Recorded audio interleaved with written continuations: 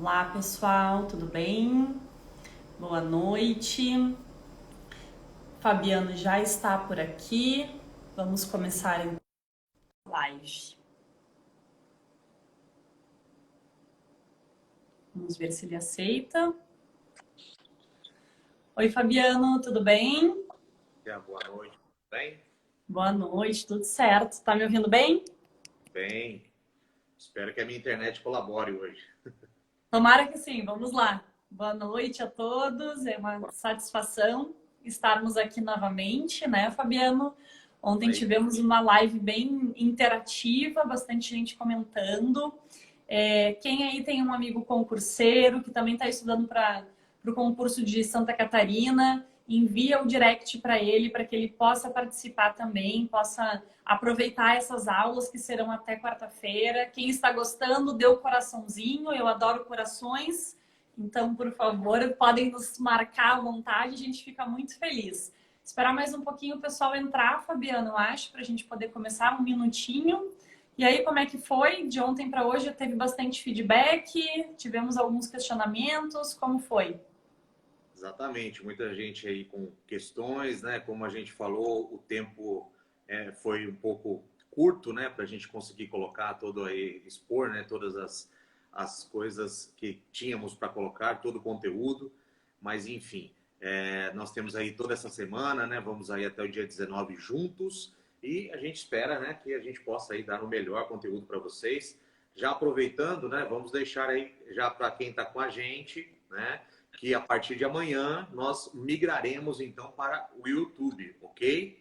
Então, pessoal, né, vocês que estão ao vivo aí, quem não está, não fez a inscrição lá pela nossa página, né, não colocou o e-mail para receber o link, faça, né, até amanhã para que você possa receber então o link da aula de amanhã, ok? Quem está aqui, que ainda não fez isso, então já sabe, né? O link está na minha bio, está na bio do perfil da Patrícia, no Prática Notarial, e também está na bio do dcc.concurso de cartório.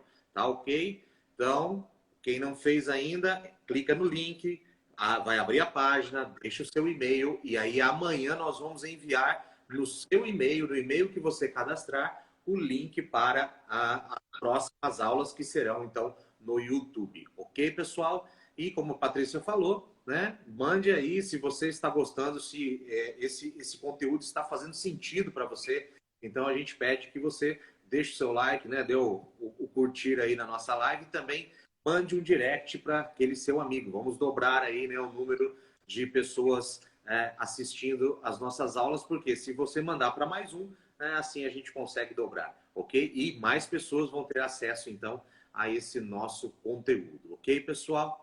Entendido? Então, quem não está ainda na nossa lista, clica lá no link, na minha bio, na bio da Prática Notarial ou do dcc.concurso de cartório, se inscreve que vai receber o link da aula de amanhã, que será no YouTube, ok, pessoal?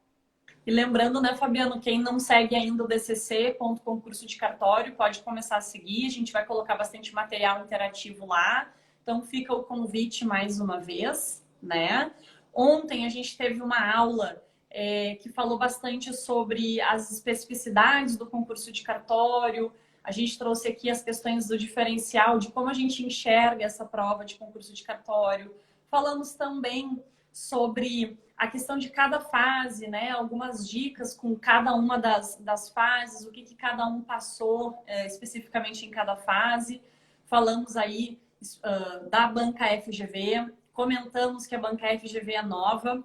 E hoje, então, a gente vai falar justamente sobre essas especificidades e o peso das questões para essa primeira fase, né? E aí aqui sim a gente vai ter uma análise um pouquinho maior do edital de Santa Catarina, que como conversamos ontem, falamos que a FGV ela é nova.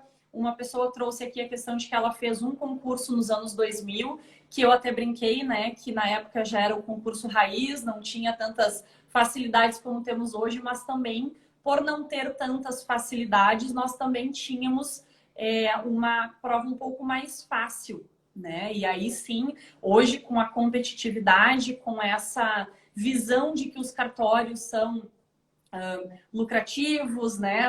Muitas pessoas entram visando essa relação desse concurso. Ele é um concurso que entre o primeiro e o 10º colocado a gente vai ter aí uma diferença surreal de valor arrecadado mensal. A gente tem o primeiro colocado pode ser que renda R$1 milhão e o 10º colocado a gente já pode ter uma pessoa que esteja rendendo R$60 mil por mês. Isso a gente está falando valor mensal. Então, assim, a gente tem uma diferença muito grande no concurso, né? Temos estados muito bons onde tem renda mínima, é o caso de São Paulo, é o caso do Rio Grande do Sul. A renda mínima é uma renda relativamente alta, né? Então ela é também promissora nesse sentido. E temos também aqueles que galgam sempre a melhoria do seu concurso, né? Estar numa serventia de capital, de arredores da capital e que buscam então essa melhoria na sua classificação e aí sim estar entre as primeiras posições. Então hoje a gente vai falar um pouquinho sobre isso, né, Fabiano? Sobre essa realidade dessa primeira fase do concurso de cartório. A gente deu uma analisada no edital, concluímos, né, que esse edital ele está bem genérico justamente pela falta de conhecimento da banca nesse concurso de cartório. A gente achou estranho, pouquíssimas questões aí de notarial e registral, mas ao mesmo tempo a gente verifica que ainda assim ela tem o dobro de qualquer outra matéria, né? Se a gente for dividir, eu vou pegar aqui a tabela, Fabiano. Não sei se tu quer falar um pouquinho a respeito, enquanto eu localizo aqui. Quando a gente analisa aí, né, bate a primeira olhada, digamos assim, a gente percebe justamente essa disparidade aí com relação a outros estados, né? Por exemplo, no estado de São Paulo são 45 questões, né, de direito notarial e registral, né, e mais 15 de direito civil, então aí já dá 60% da prova, né? E aqui em Santa Catarina, como a gente destacou, né, e talvez aí pelo perfil da FGV, né, havia falado ontem, né? Falando nisso, quem estava com a gente ontem, digita eu aí, né? Manda pra gente saber quem estava com a gente ontem está novamente, por favor, tá?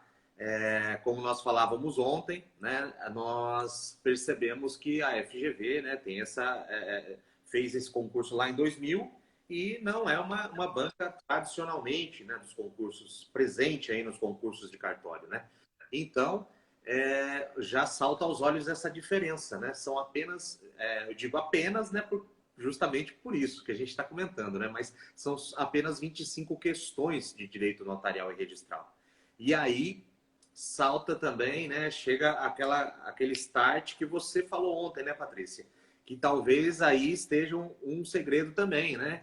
Talvez buscar as outras matérias, dar uma certa importância para as outras matérias. Por quê? Porque o peso já se mostra diferente do que é tradicional numa prova de primeira fase de concurso de cartório, né? Então, sendo assim, já começa diferente o estado de Santa Catarina, né? É interessante porque a gente teve o primeiro concurso anulado, né, que foi IESES. IESES é uma banca que tem uma certa familiaridade. Tivemos aí uma gama de problemas, né? Acho que a gente eu vou adentrar um pouquinho aqui nas questões, efetivamente falando. A gente tem um perfil de Santa Catarina não somente para os concursos de cartório, mas diversos concursos, inclusive algumas questões judicializadas há anos atrás, que não era de concurso de cartório, a respeito dos conhecimentos gerais, porque os conhecimentos gerais eles têm o perfil de colocar questões estaduais. Lembro de uma das questões, ele fez o questionamento sobre qual era o rio que dividia duas cidades de Santa Catarina. Ou seja, se a pessoa não é da região, se a pessoa não estudou para essa questão de conhecimento geral, ela é uma questão que, de uma certa forma, ela tende a ser bem regionalista. E me parece que com 5 questões de conhecimentos gerais, a gente pode ter aí a exclusão de alguns candidatos por um desconhecimento da situação do Estado. Nós tivemos na prova anulada, não sei se tu te lembra, Fabiano, teve uma questão sobre uma revolução que era de Santa Catarina. E ela era uma questão específica para quem conhecia, poderia conhecer a história como um todo, mas normalmente a gente estuda a história local quando a gente está naquele estado, né? Então, nesse sentido, essas 5 questões de conhecimentos gerais nos chamam a atenção, não é comum. A gente teve no Avunesp 3, tivemos no Paraná, não eram conhecimentos gerais, tinha até a questão de Justiça do Trabalho, né, GFIP, tiveram questões bem técnicas da parte de trabalho, ou seja, não são específicas do Estado, mas elas eram particulares. No entanto, normalmente isso é 3 questões e aqui a gente tem 2 a mais. A gente sabe que uma questão pode te colocar ou não dentro do certame, então é bem importante que a gente possa verificar essa questão de conhecimentos gerais, dar uma olhada no que cai em conhecimentos gerais, porque ali a gente tem, né, o que vai cair no edital, a gente tem ali as opções. Então, verificar se tem bastante coisa local, estadual, ir atrás desse tipo de estudo, porque 5 questões, a gente parar para pensar, no Rio Grande do Sul era de penal. A gente tinha 7 questões do total entre penal e processo penal. Então, a gente tem aí um número expressivo de conhecimento geral, né? Esse é um ponto muito importante dessa prova, que a gente tem que dar a devida atenção, porque a gente deixa sempre conhecimentos gerais, porque são só 3, e a gente vai sempre naquele vou arriscar. De repente, aqui é um momento de dar uma olhada nesse conhecimento geral e fazer uma análise dos pontos que podem vir a cair e estudar. Até mesmo porque pandemia, temos aí muitas questões a respeito de pandemia que pode ser trazido, colocado, é vírus, é bactéria, enfim, né? Perguntas idiotas, mas que quem não está acompanhando pode ser que venha a incidir em erro, né? Temos muitas questões de atualidade que a gente tem que se preocupar. Então, nesse sentido, é importante. Pessoal, o Fabiano falou no início da live que ele ia tentar ver a internet dele e acho que a internet dele caiu, porque para mim está girando aqui. Então, se vocês estão me acompanhando, digam aí um oi, um ok. Vi que bastante gente entrou depois. Carol, Marcelo. A Carol acabou de escrever ali que ela sugere o Instagram Jus Santa Catarina. Para quem não está verificando ali, ó, Jus_Catarina. Obrigada, Carol, pela dica. Quem aí quiser seguir esse perfil que ela indicou, para que a gente possa, então, acompanhar essa parte de Santa Catarina, que são essas questões de conhecimentos gerais. Fabiano, estás de volta ou ainda não?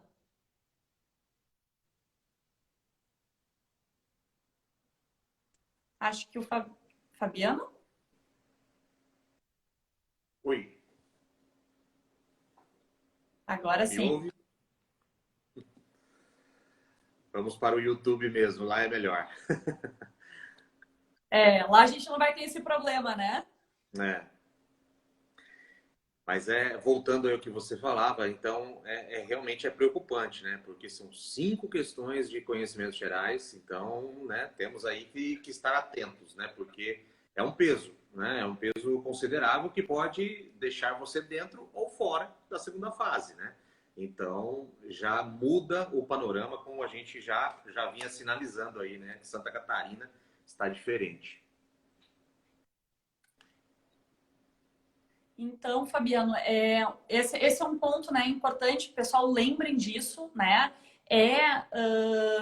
Importante que vocês saibam que 5 questões de conhecimentos gerais, ela vai fazer diferença, não é 1 ou 3, a gente tem aí quase o dobro.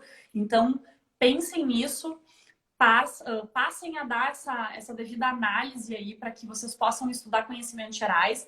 E aqui a gente vai falar um pouquinho, então, eu vi que o Fabiano caiu de novo, eu vou falar um pouquinho a respeito das demais questões que a gente tem. A gente tem 5 blocos apenas, né? Diferentemente de outros concursos que eles dividem direito civil, processo civil, empresarial, tributário, cada um com um número X de questões.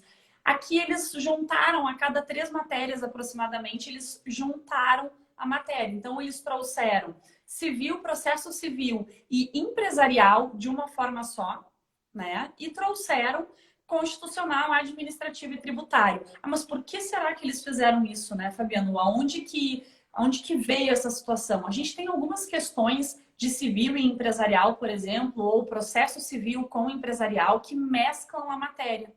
Então, o que eles aproveitaram aqui? Ao invés de eles terem um número estanque de questões, eles se permitiram, dentro dessas 30 questões, a gente pode pensar uma média de 10 questões, né, para cada uma delas, mas a gente pode pensar o seguinte, daqui a pouco a gente vai ter 12 questões de direito civil, na qual 2 ou 3 dessas questões de direito civil englobem o direito empresarial, até mesmo porque a gente tem empresarial dentro do Código Civil. Então, a gente pode ter ali essa mescla de informações e, consequentemente, ter uma questão que possa abranger as matérias. E aí, novamente, o que a gente trouxe ontem, né, Fabiano, foi justamente essa colocar a lente do direito notarial e registral, né? E poder então, e Fabiano caiu de vez. E poder então a gente fazer essa correlação entre os assuntos. Então, eu preciso entender direito civil, eu preciso entender direito, processo civil e preciso entender direito empresarial. Mas de que forma essa banca vai poder fazer o questionamento, né?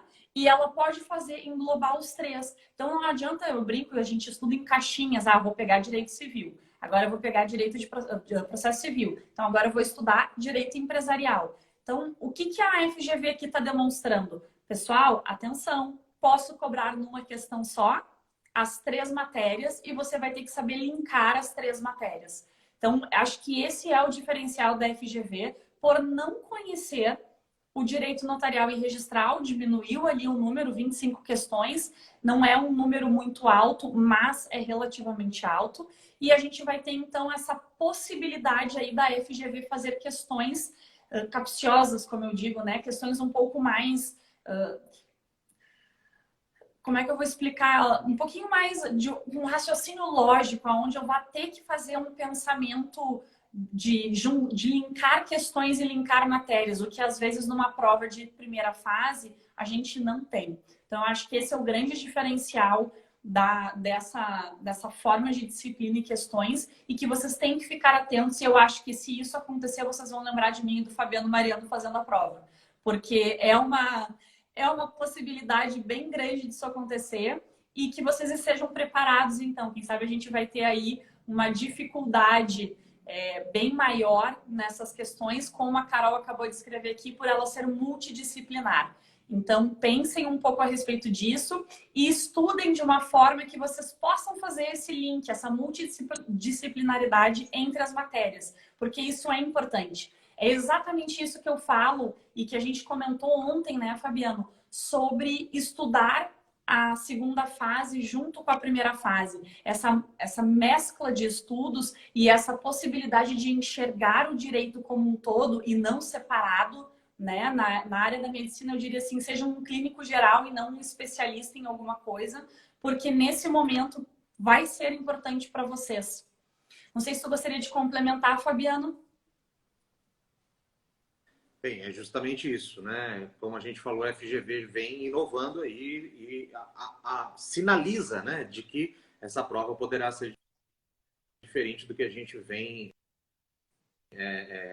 encontrando, né, nos concursos de cartório aí. Enfim, outra situação, né, é o processo penal, né? Também é um peso que a gente não costuma encontrar, né? E principalmente para a gente que é digamos assim, do direito civil, do direito notarial, do direito registral, pesa, né? E é aquilo que nós falávamos, 10 questões, né, podem te tirar ou te colocar na segunda fase. Então, atentem-se para isso. Tudo que a Patrícia falou, dessa possibilidade, né, desse diálogo de fontes, dessa interdisciplinaridade, e ainda mais agora o direito penal e processual penal com 10 questões, né? Aí é outro ponto, olha lá, né? Nota, faz aí a sua marcação, porque vai ter que dar aí um peso com o tempo maior ao penal e para a turma do cartório. Não soa legal, né? Não é muito bom isso, mas enfim, temos que encarar, né? Encarar, e aí acende o sinal, né?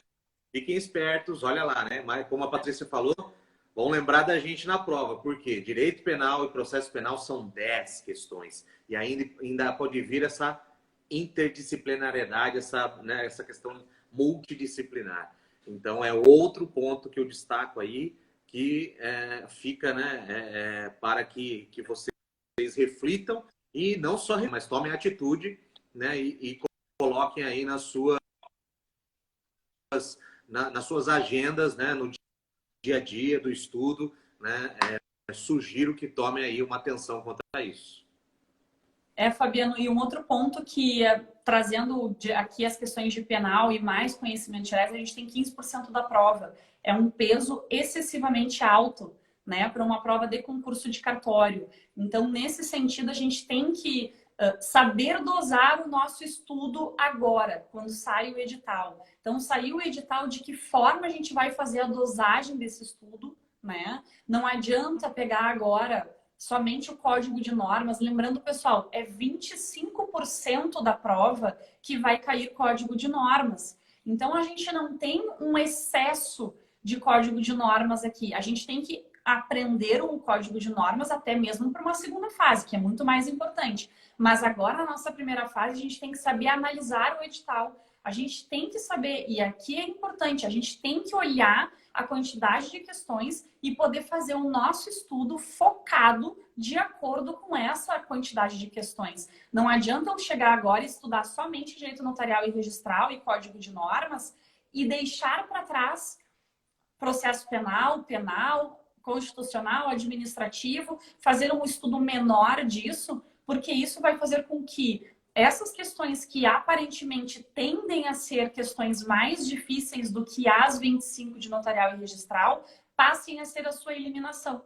Então, atentem-se a isso. Eu sei que tem muita gente que fala, olha, quando sai o edital, leiam somente os resumos feitos e leiam o código de normas. Legal, é importante. Se você tem um estudo de 3, 4 anos sendo feito, onde você tem aí uma revisão satisfatória, né? Os seus resumos feitos satisfatoriamente de todas as matérias e que vocês não precisem ir, então, por exemplo, para a lei seca. Para quem não tem esse estudo feito de 3, 4 anos, resumos feitos de todas as matérias, o adequado vamos para a lei seca, vamos fazer aí uma contabilidade percentual de horas estudadas por semana para cada uma dessas matérias que a gente tem ali o peso. Pega ali 100, vamos supor, eu tenho 10 horas semanais para estudar, eu tenho 100% de questões. Quanto tempo dessas 10 horas semanais eu tenho que aplicar, por exemplo, para processo penal e penal? 1 hora, que dá 10%, 10 questões. E assim a gente vai fazer essa análise de estudo de questões para que a gente possa computar o tempo necessário para cada uma dessas matérias que agora serão de suma importância, porque a FGV trouxe aí uma surpresa no peso dessas questões, no peso dessas matérias, né? Eu vou ver aqui que 2 questões que se passaram. A primeira questão foi o Marcelo que fez, a gente não respondeu, né, Fabiano? Sobre se vai sair dia 25 de outubro a prova. Eu confesso que acho que vai, tá? Eu acho que, assim, eu tenho alguns pensamentos não muito regulares, por assim dizer, né? Não é o padrão. Acho que a TJ já fez esse edital num momento de pandemia, pensando na quantidade de ausências que teria e de não inscrição. Isso para eles é benéfico. É também benéfico no sentido de que não tem que se preocupar com um número excessivo de pessoas numa situação de pandemia. Ao mesmo tempo, eu entendo que vai se ficar na parte mais local, ou seja, as pessoas que estão entre Rio Grande do Sul essa prova, pessoal que vem lá do Nordeste, Norte, Nordeste, Centro-Oeste, já vai pensar 2 vezes pelo custo, enfim, por diversas questões de poder, então, fazer a prova, conseguir remarcar. Tem todas essas questões que a gente tem de analisar e a pessoa que depende do seu dinheiro, que sabe que aquilo vai custar caro, vai repensar ao fazer, né? Temos aí grupos de risco que provavelmente não virão.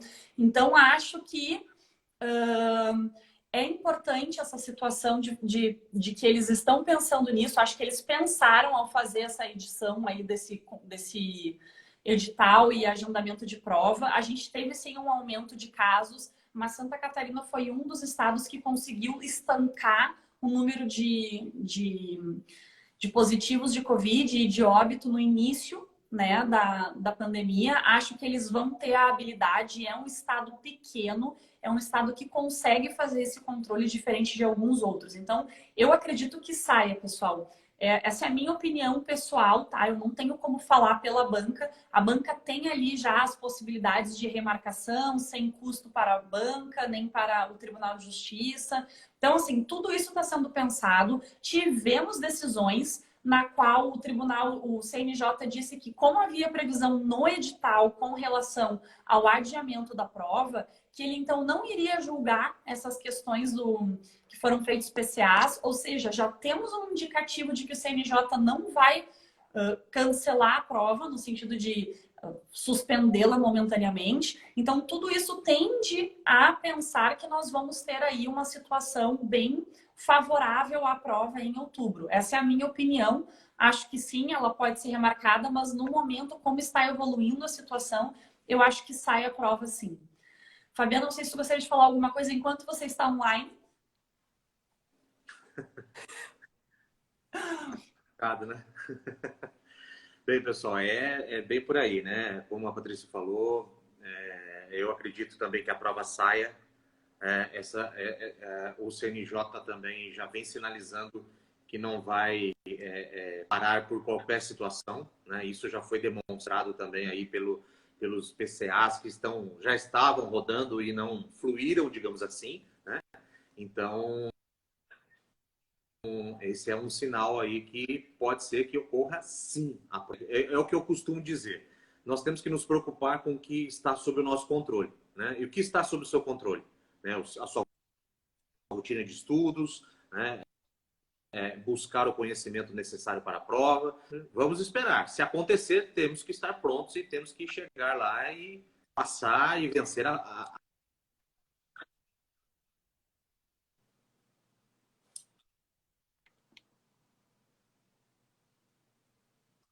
passar para a próxima.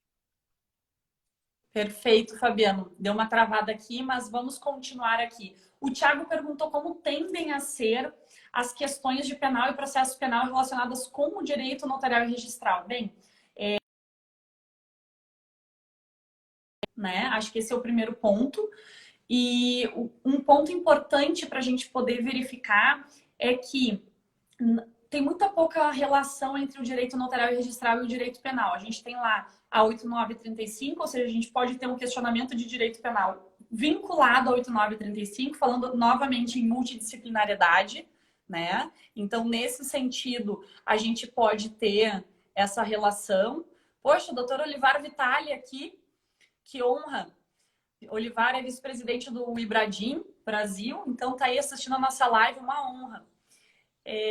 Então, Thiago, essa questão de direito penal e processo penal, ela é muito relativa. O que eu imagino que eles possam fazer é trazer muitas questões de servidor público, de agente público, que façam uma vinculação com o direito notarial e registral no sentido do artigo 37 que a gente tem na Constituição Federal, e a gente tem também essa relação, muitas vezes a gente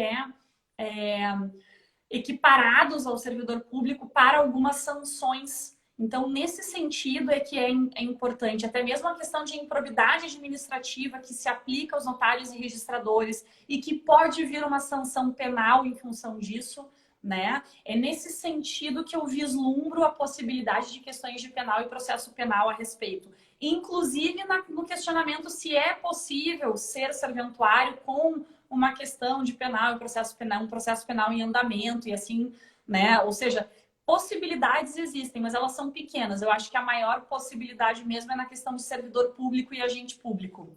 Fabiana, não sei se tu gostaria de complementar alguma coisa.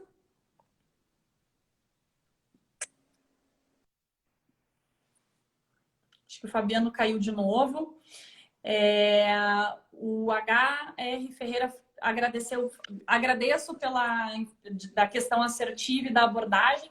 O nosso intuito sempre é fazer dessa forma, inclusive no curso que a gente faz tem esse viés, né, Fabiana? Então esse sempre foi o nosso intuito como concurseiros e verificando muitas aulas, do meu ponto de vista, prolixas, que acabam nos trazendo muito mais dúvidas, né? Eu acho que a gente tem que pensar sempre que existe uma prática dentro do âmbito notarial e registral, mas existe uma prática para a teoria que é a prova. Eu sempre brinco da questão da autoescola, né? Que é justamente isso. Você faz a prova de autoescola é uma coisa, você dirigir na cidade é outra coisa. Você fazer a prova para concurso de cartório é uma coisa. E você passar e começar, então, a administrar uma serventia é outra coisa totalmente diferente. Então, a gente tem questões muito polêmicas que, às vezes, a gente vê colegas trazendo a sua opinião pessoal e nem sempre a opinião pessoal ela é a doutrinária, a majoritária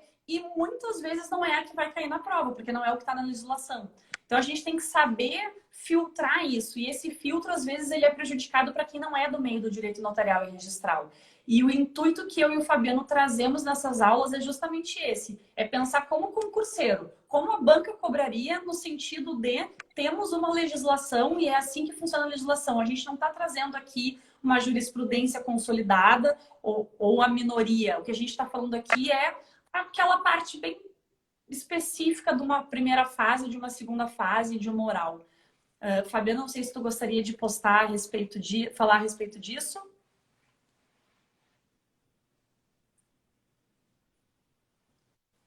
Acho que o Fabiano não conseguiu acompanhar a minha. Oi, mil. Caiu. Não. Fabiano? Pessoal, a gente está fazendo uma live em dupla e só eu participo.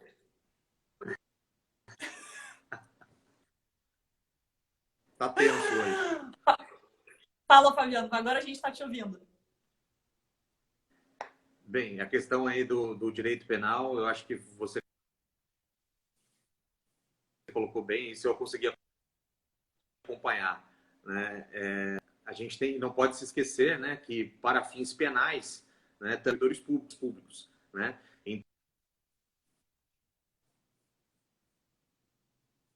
Acho que o Fabiano caiu.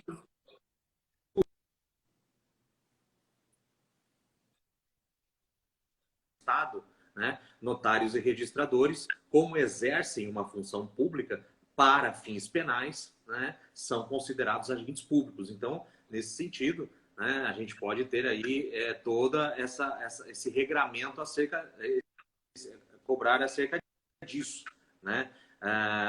Por exemplo, podemos citar, né, a questão da apropriação dos emolumentos, né, dos emolumentos não puros, né, como digamos assim, aqueles que não são para a remuneração do tabelião e do registrador, enfim, né?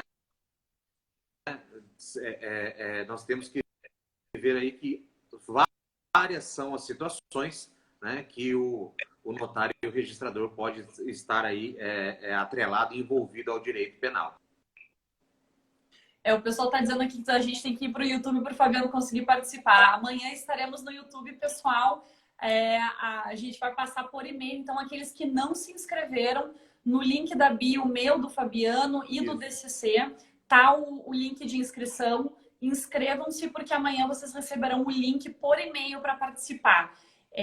Eu vi aqui que o HR Ferreira, não sei qual é o nome dele, colocou que viu uma postagem nossa sobre essa diferença muito boa. Não sei qual foi a postagem que a gente colocou, mas a gente faz algumas inter-relações justamente porque, às vezes, a gente lê o material e a Lei 8935...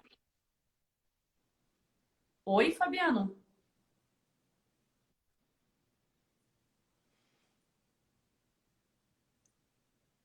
Fabiano? Alô? Bom, eu vou continuar aqui. Não sei se é sobre o edital. A questão da diferença entre o direito notarial e registral. Beleza.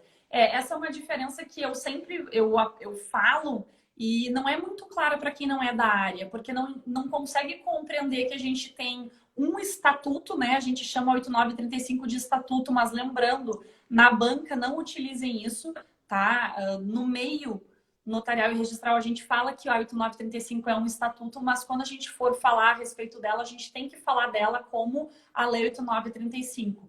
Então, a 8935, ela traz tabeliães e registradores, inclusive traz ali o registro marítimo, que não é tão comum, mas a gente tem regramento aquela formalidade no âmbito da sua escritura pública, mas não que ela prevalece para ele como um regramento, né? Já o registrador, ele vai ter que obrigatoriamente cumprir aquilo que está na 6.015, exatamente por isso que a gente fez aquela relação ali, para até que a gente possa, na hora da prova, se dar conta. Às vezes vem algum questionamento na prova, na qual a gente consegue se dar conta que aquilo não pode ser um tabelião de notas, porque fala muito mais sobre uma obrigatoriedade em função da lei do que uma possibilidade porque não está previsto em lei. Então, a gente consegue fazer algumas exclusões de prova, né? Esse é um ponto muito importante para que vocês possam, na hora da prova, fazer essa inter-relação. Então, legal que tu trouxe esse ponto aí. É um ponto que a gente pensou e conversou a respeito e acabou postando ali para dar uma dica para vocês. Fabiana, não sei se tu quer complementar alguma coisa. Eu vou pegar aqui de novo o edital.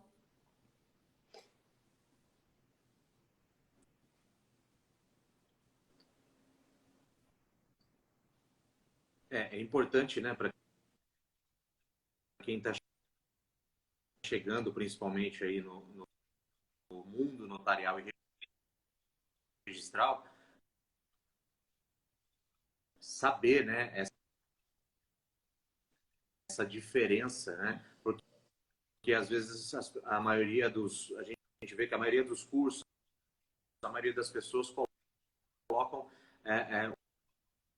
o notarial e o registral como se fosse a mesma coisa, e na realidade não são, né? Nós vemos que o direito registral ele está muito mais atrelado ao direito público, né? Está muito mais preso aí ao princípio da estrita legalidade, né? Do que o notarial, que seria, digamos assim, né, que está mais ligado ao direito privado, ao direito civil e que tem uma maior interpretação e digamos assim, de aplicação mesmo ligada ao direito privado, e aí ele vai ter que, digamos assim, né, concentrar no ato notarial o negócio jurídico, né? E ele vai ter que buscar Legal, Fabiano. Aqui deu um delay. A forma mais econômica, né, para o cliente, para o usuário do serviço, lógica dentro do direito também. Então, aí que reside essa grande diferença. Legal, acho que aqui deu um delay bem alto entre o que eu estava falando e com o que o Fabiano falou e chegou aqui para mim. A internet. Não, Marcelo, é que a gente tem que entender o seguinte, né? Cada um tem a sua realidade, inclusive municipal, né? Eu moro na capital e eu tenho que vir ao meu escritório para poder fazer as lives, porque dentro do meu edifício residencial é muito difícil fazer live nesse horário. Então, assim, a gente tem uma péssima qualidade de internet no Brasil como um todo, né? A gente paga muito caro para ter uma qualidade muito ruim. Mas enfim, pessoal, vamos seguindo aqui adiante. Eu queria falar um pouquinho sobre as técnicas de estudo para essa primeira fase. A gente já falou ali a relação de poder ter fazer uma regrinha de 3, né? E poder chegar ali no número de horas que você tem semanal e conseguir, né, fazer esse estudo aí semanal versus a matéria que a gente tem. Mas é importante também que a gente possa saber que na hora da prova a gente tem que ter algumas técnicas de como fazer a prova. Assim como numa segunda fase a gente escolhe aquilo que a gente sabe melhor para fazer primeiro. Por quê? Porque a maior chance da gente gabaritar aquilo que... Marcelo, ele não te conhece, né? Eu conheço o Marcelo, depois eu explico para ele. Como a gente tem ali uma questão de que a gente vai estar na 5ª hora da prova cansados, né? Então a gente vai ter essa situação aí de cansaço e a gente precisa pensar nisso e aproveitar aquilo que nos é melhor fazer antes para ter a maior chance de acertos e gabaritar, né? Nesse sentido que essa situação. Eu tenho o costume de sempre fazer o estudo da primeira fase e quando chego na prova, primeiro, eu confiro as 100 questões, tá, pessoal? A gente acha que é brincadeira, mas na prova do Paraná, dentro da minha turma, nós tivemos 5 alunos que tiveram a prova pela metade. Então, somente algumas pessoas foram verificar essa situação quando alguém levantou a mão e falou assim, eu tenho a prova pela metade. Então, gente, façam o que o fiscal manda. Olhem a prova do início ao fim. Olhem questão por questão. Contem as 100 questões. É 1 minuto que você perde fazendo isso. Mas é importante, porque você pode, por exemplo, ter só a falta de uma folha. Ou seja, são 5 questões. Mas se você não se der conta no início, olha o que você vai ter de transtorno depois para poder resolver. Porque eles falam que aquele é o momento de você reclamar para essa situação. É claro que você vai ter isso resolvido, mas o tempo que você vai perder depois vai ser muito maior. Porque vai ter que vir um fiscal, vai ter que vir uma outra pessoa de fora, vai ter que localizar os cadernos que antes estavam disponíveis, agora não está mais. Então, tudo isso é importante. Vejam a prova, analisem. E aí o que eu sempre digo é, comecem a fazer as questões que vocês têm mais familiaridade. Mas se vocês chegaram numa questão que vocês leram 3, 4 vezes e vocês não sabem nem por onde começar, larguem aquilo, vão para a próxima. Eu tenho o costume, claro, Débora, sem falar o estresse de tudo isso, com certeza. Porque aí você já começa, começou tudo errado, né? E aí vai aquela situação de desânimo. Então, a gente tem que ter isso em mente, a gente tem que conseguir fazer isso, né? E nesse sentido, a gente tem que poder estar preparado. E aí, sim, tô na prova, não consigo fazer, eu tenho uma técnica. Tem pessoas que dizem que isso é extremamente errado. Isso é pessoal de cada um. Eu levanto, normalmente quando eu tô cansada, ou eu levanto e vou no banheiro, ou eu levanto, tomo uma água, né? Pego um chocolate, faço alguma coisa nesse sentido. Por quê? Porque a gente tem que saber que o nosso cérebro ele precisa oxigenar. Né? Isso é cientificamente comprovado. E não adianta ficar cada vez mais embutido no estresse. É aquela coisa, quanto mais coisas negativas a gente pensa, mais negatividade acontece na nossa vida. Então, isso é a mesma coisa numa hora de uma prova. Quanto mais estressado eu vou ficando porque eu não consigo responder, eu perco a concentração do estudo. Então, nesse sentido, você está com uma dúvida ou chegou num momento em que você está numa exaustão mental, levantar para ir no banheiro, tomar uma água ou comer alguma coisa, não vai fazer com que você perca tempo. Pode ser que você ganhe tempo porque você está recuperando essa sua oxigenação. Eu tenho o costume de fazer isso, normalmente quando eu troco de matéria, né? Ou seja, sair do direito notarial e registral, eu estou entrando ali nas disciplina 2, que é civil, processo civil empresarial. Eu como alguma coisa, tomo um gole d'água. Gente, isso não toma 30 segundos. Se vocês fizerem a média, né?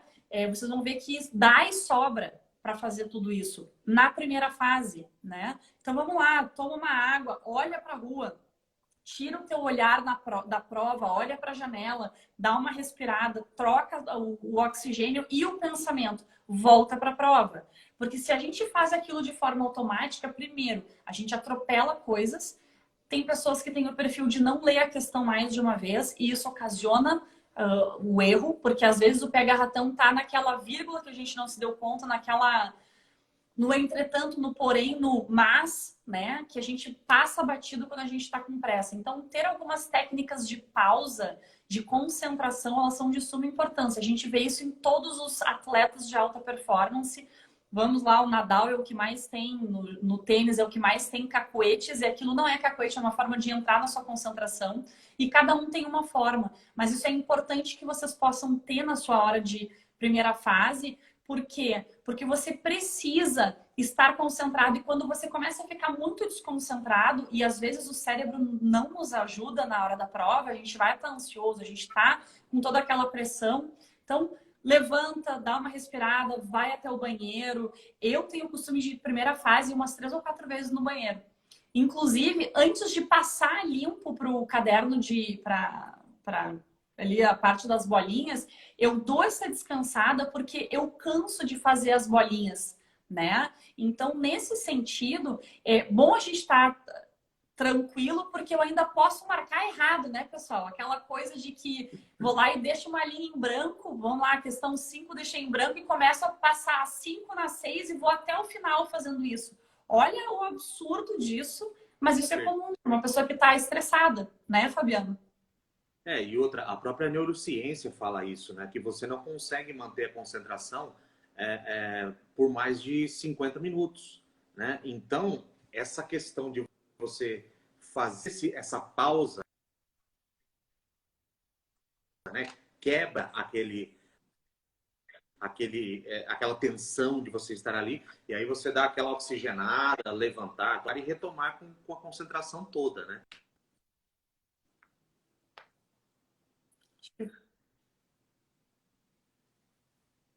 Fabiano? Caiu de novo. É, No piloto automático, eu dou aquela parada, levanto e saio, né? Porque eu acho que o Fabiano caiu de novo. Hoje a gente está dando um macete de primeira fase. Esse é o nosso intuito hoje eu tô com mesmo, tá? 4G, porque eu desisti do Wi-Fi. Vixe, Fabiano? Então, a gente está dando vários macetes, né? É importante. Eu vi aqui que a Aline questionou sobre a segunda fase, sublinhar o vademecum. Aline, esse é um problema que a gente tem em todas as provas, tá?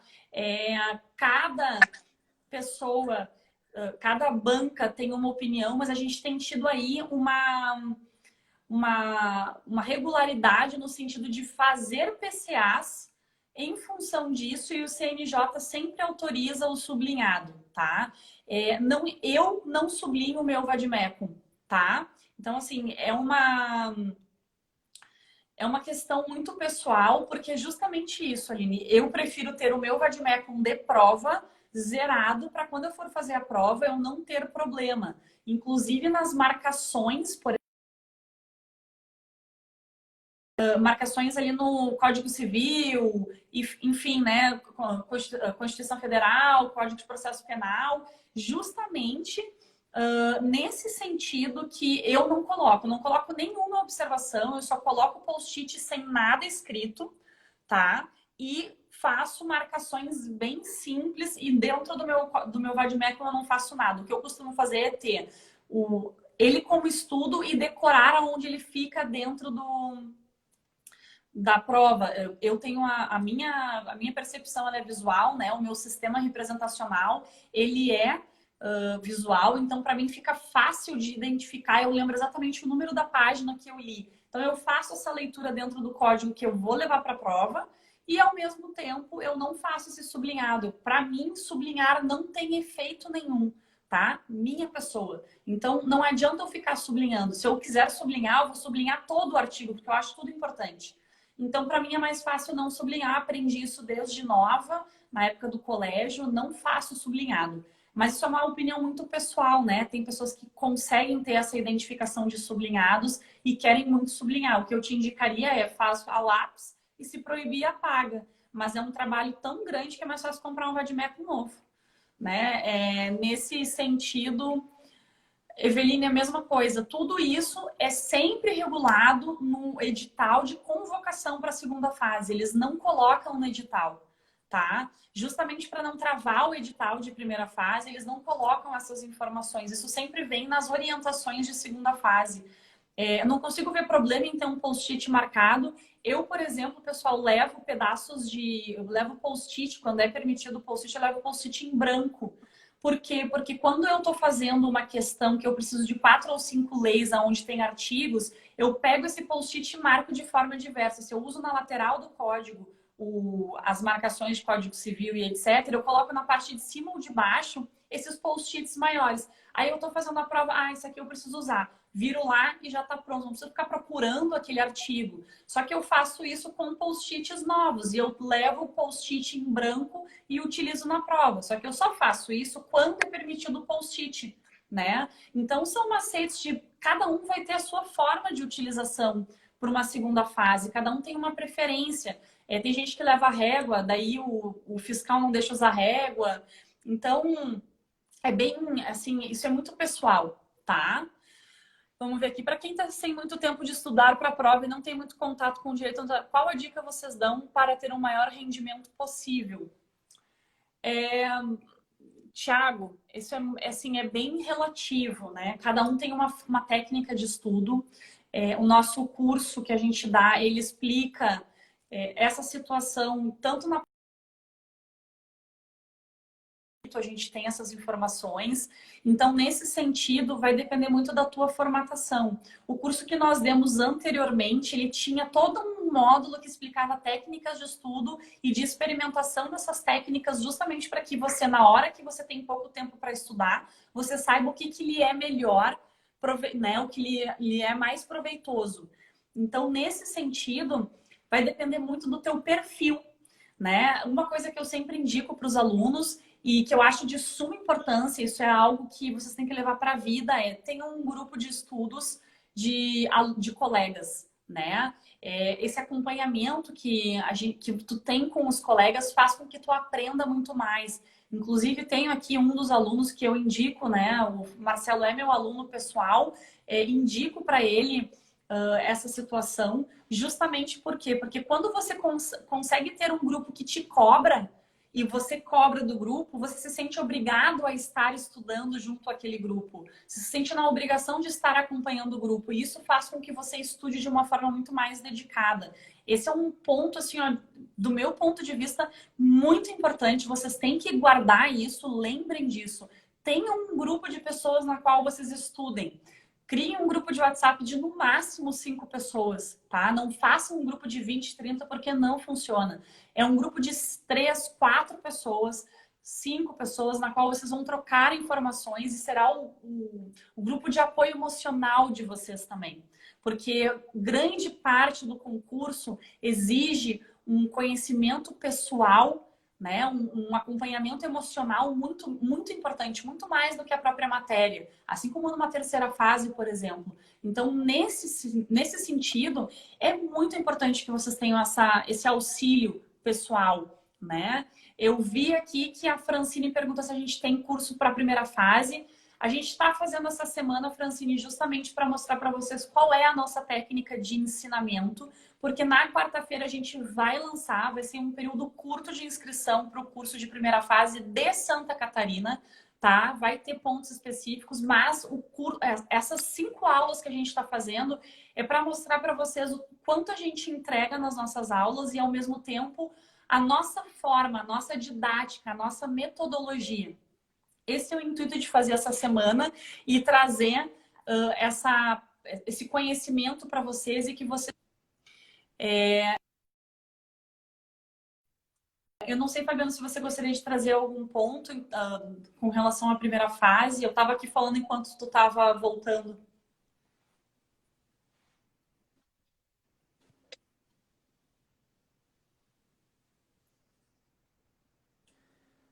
A primeira fase, ela é bem da lei,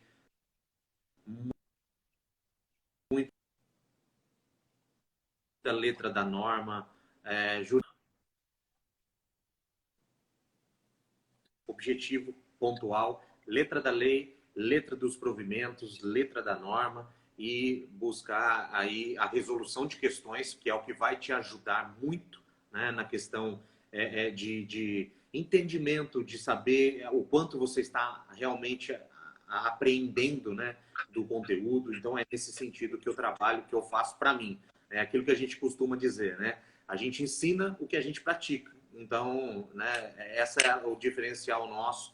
Eu sou muito pragmático, né, nesse sentido. Eu sou objetivo, focado, eu não fico divagando. Então, é o que eu passo também para o aluno, que eu passo, né, nos nossos cursos, né, Patrícia? Então, é isso. Primeira fase é letra da lei, letra da norma, provimentos, resolução de questão, resolução de questão é o que vai te levar aí a subir, né, na pontuação. Olha aí que legal, já tem o pessoal dizendo que está dentro. Show de bola, pessoal. E quem quiser fazer aí um print da gente, a gente vai fazer um sorriso agora. E aí vocês repostem nos stories de vocês para que amanhã mais gente possam assistir. A gente está no final da nossa live. Pô, o Fabiano nem para fazer o post ele está aqui, né? Ele já está caindo ali de novo, ó. Não vou conseguir fazer um post bonitinho com o Fabiano. Ó, agora o Fabiano tá rindo, pessoal. Fazem um print da tela. Ai, legal, pessoal. A gente está aqui no final já, faltam uns 5 minutinhos. Eu vi que teve um questionamento do Rogério sobre a possibilidade de cair uma peça de RTD numa segunda fase. Possível é, mas é improvável. É a mesma coisa que fazer um protesto, né? Nesse sentido, assim, acho difícil que caia um RTD porque é muito simples, né? Então, nessa situação é muito mais fácil eu fazer uma questão que vale um ponto ou até mesmo uma dissertação que tem o mesmo peso de uma peça, né? Mas trazendo essa relação do RTD de uma forma onde eu tenha que utilizar muito mais o meu conhecimento teórico do que a prática de uma peça.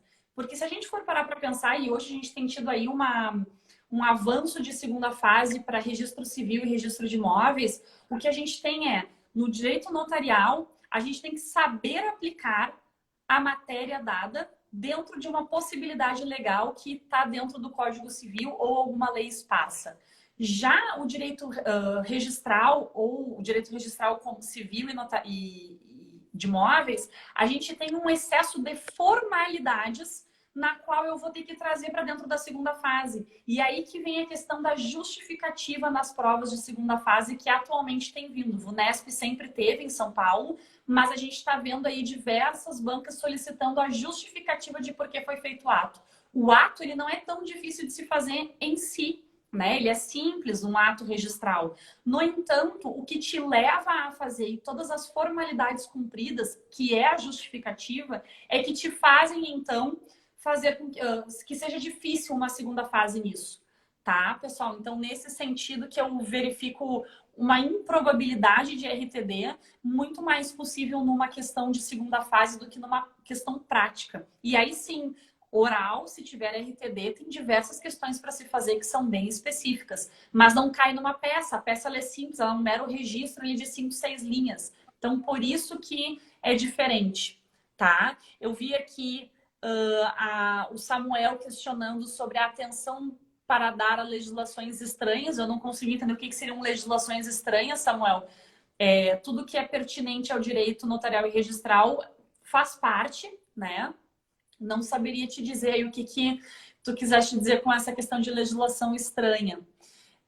E aí o pessoal perguntando aqui, amanhã será no YouTube. Podem me explicar como devo proceder? Você tem que se inscrever, Marcelo, no link ou do meu perfil, ou do perfil do Fabiano, ou no perfil do DCC. Tem lá domínio, concurso de cartório, primeira fase de Santa Catarina. Você clica lá no link e vai pedir o seu e-mail. Você vai se inscrever e você vai receber um e-mail amanhã, provavelmente no início do dia e um pouquinho antes do início da live com o link. Ali você vai ter o link. Se você não se inscrever na nossa semana, você não vai conseguir ter acesso ao link, tá? Então é importante que vocês façam essa inscrição no link da bio.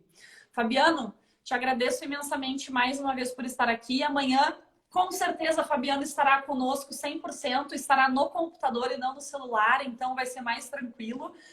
E esperamos todos vocês lá.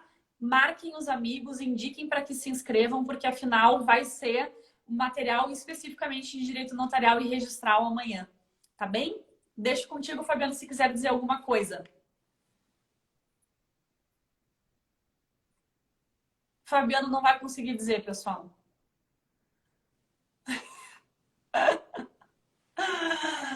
Então, vou encerrar por aqui e amanhã o Fabiano que vai fazer as honras, porque eu vou ficar só ouvindo. Tchau. Falei 2 dias seguidos.